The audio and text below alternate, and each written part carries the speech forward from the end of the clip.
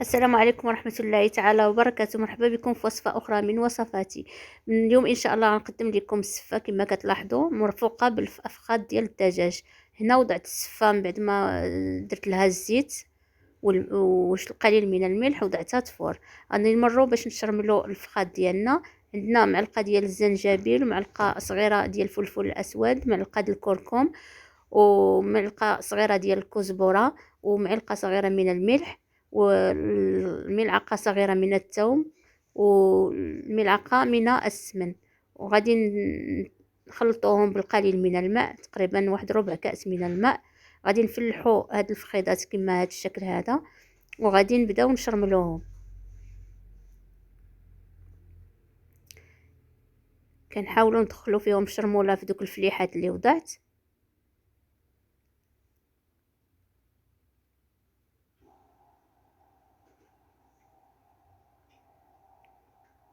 هاد العمليه كنخليها ترقد واحد الساعتين. ممكن انكم تعملوها بليله قبل باش كيتشربوا شرموله مزيان وكيجيو لذاذ.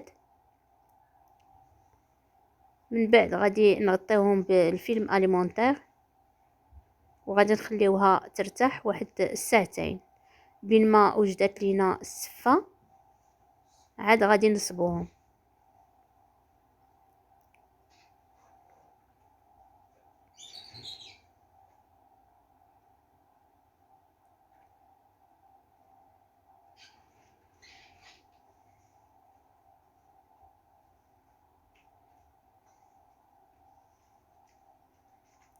هذه الشعريه من بعد ما فارت الفرة الاولى غادي نوضعوا واحد الاناء تحت الكسكاس وغادي نخويو عليها الماء اللي تفورات فيه بحال هذا الشكل هذا.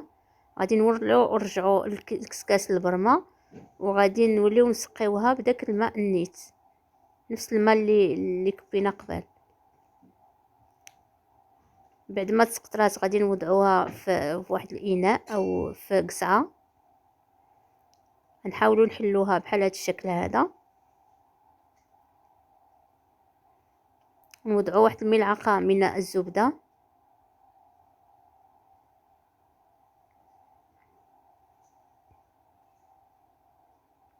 ممكن انكم ديروا الزيت عوض الزبده، يعني الزبده كتعطيها واحد المذاق لذيذ. من بعد غادي نوليو نرجعوها لتفور الفوره الثانيه.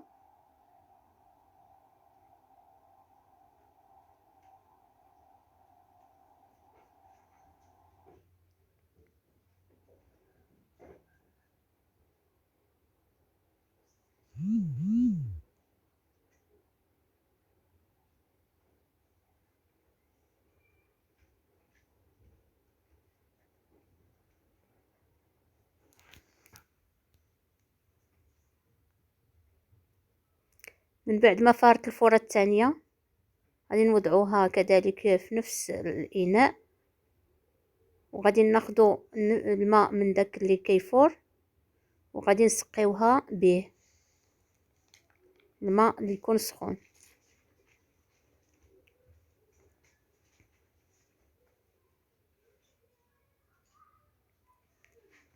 كنحلوها بحال هذا الشكل هذا. من بعد ما كتشرب لينا داك الماء غنضيفوا القليل من الملح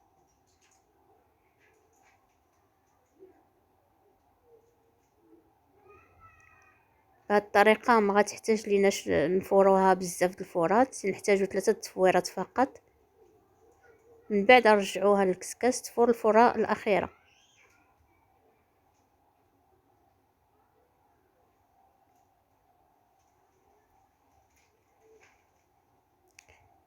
غادي نمروا باش نصبوا هاد الفخيضات. غنوضعوهم، ناخذ واحد الطنجره. هنا خدينا 2 بصلات شلضناهم بحال هاد الشكل هذا.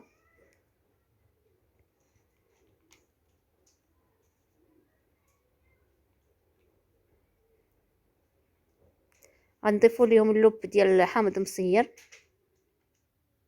القليل من الهريسه للذوق فقط، يعني ما كتبانش الحراره، غير كتعزز الذوق. غنضيفو نوضعو دوك الفخيدات بحال هاد الشكل هذا.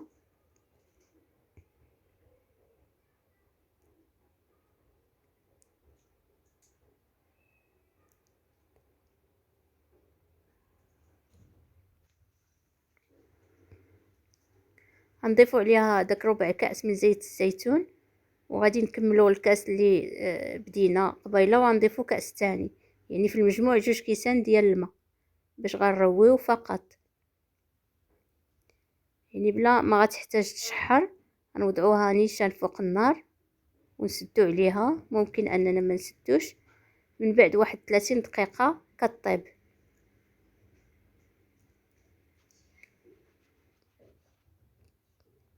نمرو نعسلو الزبيب ديالنا، نغسلوه، غناخدو اللوز وغادي نوضعوه في الماء يتسلق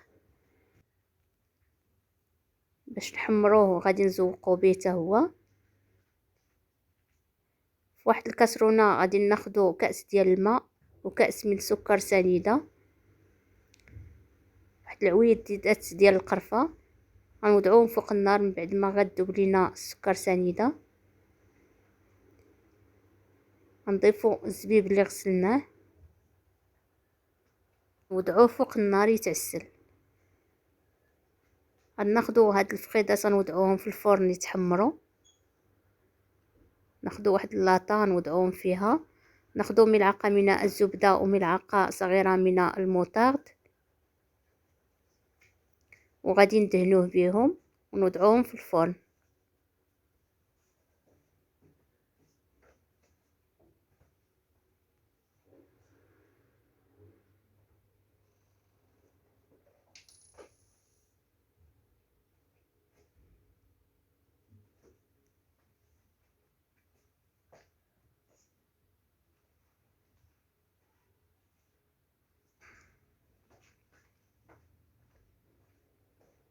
بعد ما تعسل لينا الزبيب غادي نحيدوه من فوق النار. غنمروا باش غادي نحضروا الطبق ديالنا.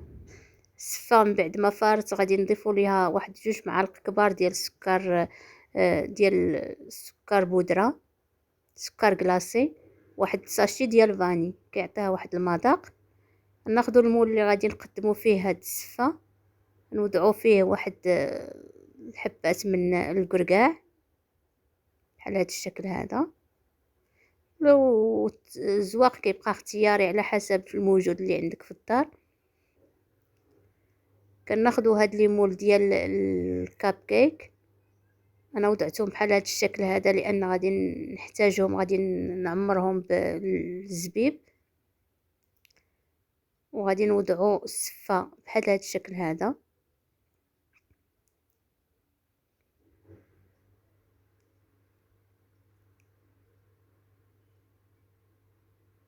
كنضغطوا عليها وغادي نوضعوا اللوز اللي هرمشناه بعد ما حمرناه.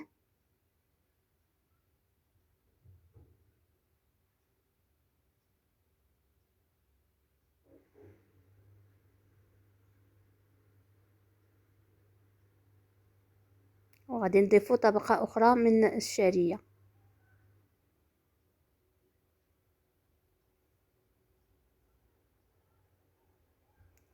ناخذوا الطبق التقديم اللي غنقدموا فيه، وغادي نقلبوا فيه هذا المول.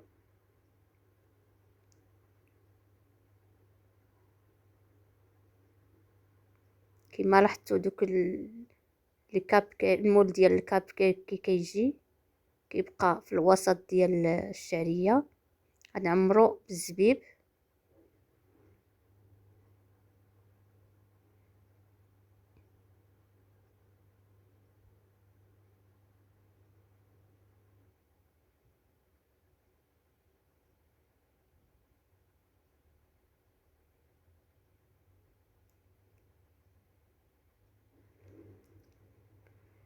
غادي نوضعو هاد الفخيضات ديال الديك الرومي جانبا في الجوانب.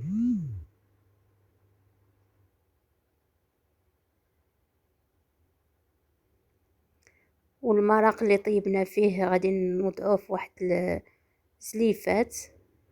كاين اللي كيبغي المرق يسقي به الشعريه.